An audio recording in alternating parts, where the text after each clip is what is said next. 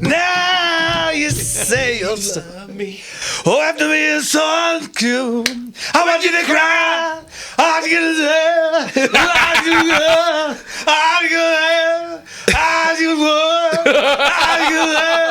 oh, I got a river over you. Welcome back. That's the complete performance. I tell you what, I'm so sorry to the people online. You know what? But if you're watching, you got the whole show. Yeah, but they can't hear it, so I'm not having a spastic attack. I'm just doing some Joe Cocker. As a kid, I thought that's how all rock stars performed. I thought they all had a nice little twinge to their body and could get it out there like that. First time I saw Joe Cocker, I was like, "Oh wow, look! Isn't that neat?"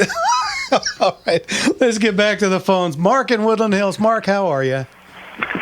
Good evening, gentlemen.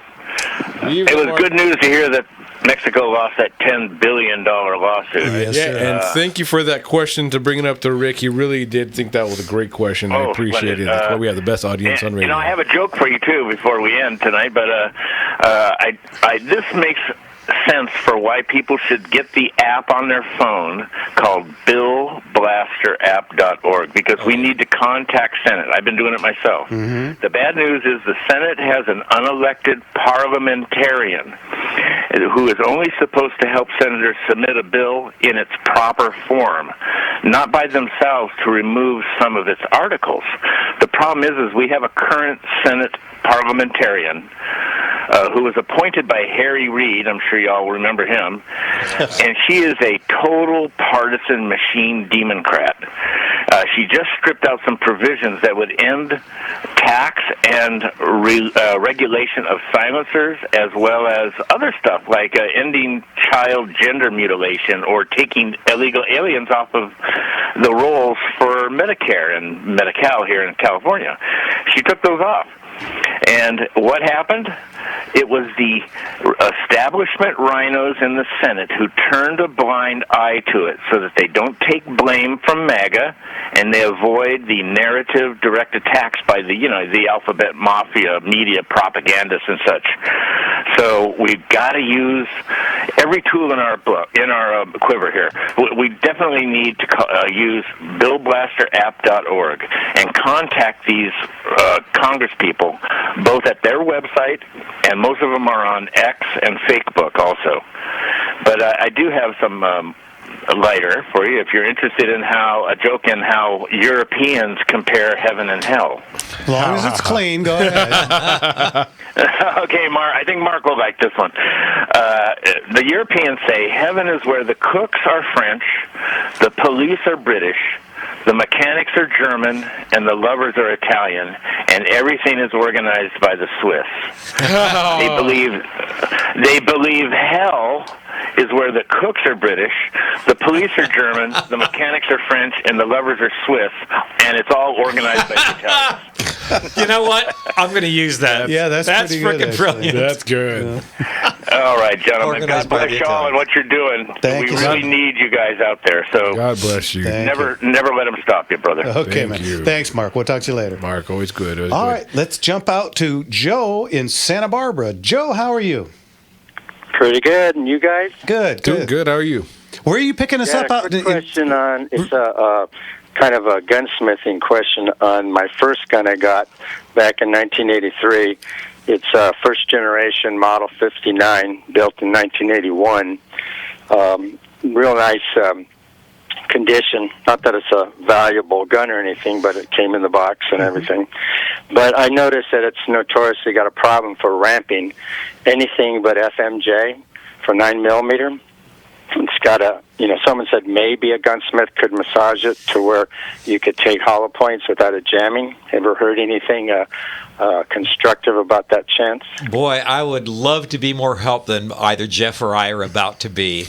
That's kind of one of the knocks on that particular platform. It was an early offering, and they really hadn't figured it out. Anything you can find with an ogive as close as possible to ball ammunition, or maybe one of the polymer-tipped rounds that has that similar ogive going up. But other than that, man, the gun wasn't really built unfortunately, Smith & Wesson was really known for revolvers, and then when they started, And that's semi-auto proved it. Yeah, and they started coming up with a 39, the 59, and it's a good gun, but as long as with a butt. you got to pretty much shoot ball ammo out of it. Man, we are running literally out of good gunsmiths. we're in SoCal. It's a dying breed of engineers. It really is. So I don't even know anywhere to send you.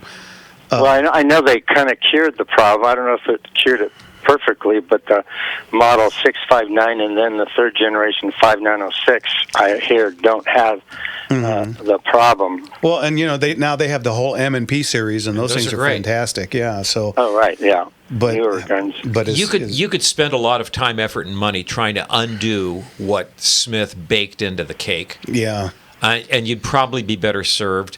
Getting a new cake. Enjoy the gun, respect it for what it is, because they are starting to get a little bit. They're starting to get a little bit valuable, a little bit collectible. Yeah. But yeah, if you wanted a gun for shooting, as Jeff suggests, you might want to look at a new But it would cake. probably be too cost prohibitive to have somebody redo that ramp, right? That's where we're going. Yeah, it would. And then, of course, now you've kind of boogered the integrity of the originality of the gun, so it wouldn't be worth quite as much as it would be if you left it bone stock. So, when if you try and sell it, it's not going to get as much. So Yeah, I think the market's dead on it, though, because it doesn't ramp hollow points. probably so. But again, this is kind of the bummer about buying older Smith & Wesson autos. And that is Yeah, that just was the my first developmental gun I got at private sale. The one gun, the Model 41, it just always works. Reliable. It's a fantastic gun, and they just always work. So, Since I got that in '83 as private sale, and I've never registered it, is it still legal to hold? well, it's what you would call a gray area. If you're going to take this out and about, and you get pulled over, and you get a cop that's just wanting to be unpleasant, they will run the numbers, and if it does not come back in your name, they are likely going to take it. What I would recommend if you're going to do that is get on the DOJ, that's Department of Justice website, and get yourself what's called a self-registration form. Self-registration form. Yeah, if you fill it out and you send them a check for, I think it's $21 or something. 19. Is it $19?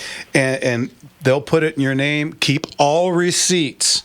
Keep your paper trail alive. Yeah, and they'll put it in your name, and then you can travel with it. Takes a couple of months for that to happen, but it is so easily done. If it'll give you peace of mind, that might be the best $19 you ever spent. And just But the original paperwork, the bill of sale I got, wouldn't be enough, huh?